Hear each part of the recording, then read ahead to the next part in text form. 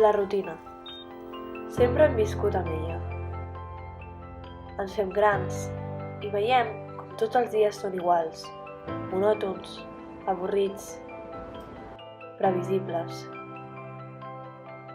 Fins que arriba un dia on trobes algú, on trobes aquella persona que per casualitat va arribar a la teva vida i la va canviar.